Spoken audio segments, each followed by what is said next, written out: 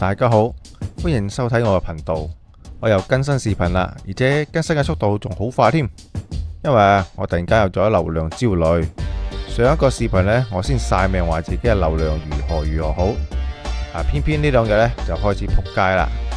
本以為世界盃嘅盛典呢，多少都可以蹭啲流量，增加下收入嘅，結果就慘不忍睹咯。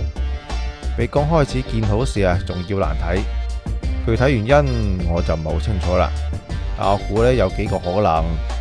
首先可能就係因為功利性嘅讀者居多，最近呢兩日嘅命中率呢就開始下降，自然就少咗人睇啦，仲出現咗掉粉現象。其次呢，可能係我嘅文章偏長啊，就係嗰啲功利性嘅讀者邊有耐性睇晒成篇嘢啊？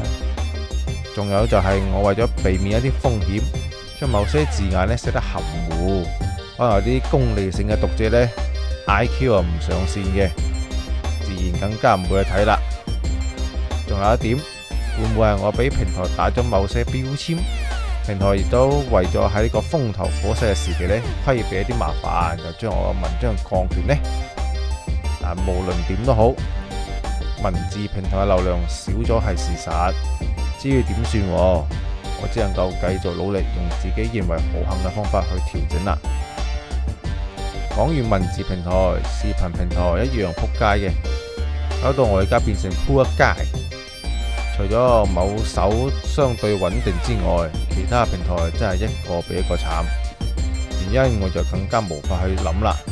不過喺某個平台以前呢，好大都有幾個自己有托舉一下嘅。而家我係眾叛親離，當然眾叛親離係要打雙人好嘅。少咗佢哋嘅托舉，境況更加淒涼啦。因為只有嗰個平台係有收入嘅，所以我特別在意。尤其呢，係最近我用 AI 做咗一條 MV， 播放量慘得感人，好多人呢都建議我如何製作先有人睇。其實呢，所謂嘅流量密碼我係知道嘅，但係有時候我就係想做翻一啲自己中意嘅嘢，唔可以為咗人哋而活住噶嘛。唔係嘅話，喺呢個充斥住流量焦慮嘅世界就會迷失自我。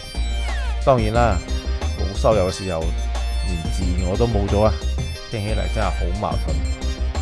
根據我以前做電商時發現嘅一個叫做尼日利亞王子騙局嘅理論證明，你做得越 low 就越多人睇，但係對於電商嚟講就唔一定係好事，因為咁意味住越嚟越多嘅低素質人嚟買，然後就難免出現一大堆售後問題。表面上 GMV 高咗啦，但實際上呢，成本更高。係啦，咩叫尼日利亞王子騙局呢？如果我同你講我是秦始皇，給我打錢，咁你大概就會明白啦。因為一切同類型嘅詐騙案例呢嘅始祖就係呢個尼日利亞王子騙局嘅衍生物。對於大部分正常人嚟講，聽到秦始皇打錢，肯定知道詐騙啦。但世界上仲有啲大聰明會信以為真嘅喎。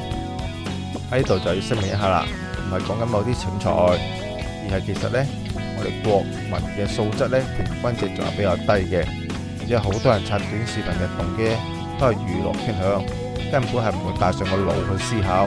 當刷到一啲比較 low 嘅電商信息流視頻時候，往往會衝動咁樣買。但係當清醒過嚟嘅時候，就會發生退貨現象。呢種清醒型退貨仲好一啲啊，有啲仲更加難講啊，今日就唔展開啦。做個電商朋友肯定會深有感觸嘅。所以從樂觀嘅角度嚟睇呢，而家仲有呢度支持我嘅網友，甚至係朋友，都係企喺金字塔頂端嘅人。能夠被呢啲金字塔頂端嘅人欣賞，我真係與有榮焉。如果你有耐性聽到呢度，我明你絕對係一個金字塔頂端嘅人才，絕對係未來可期，前途無量。好啦，今期我先分享到呢度。如果你中意我嘅視頻，歡迎一鍵三連，點個關注，點個 like，你嘅支持係我更新嘅最大動力。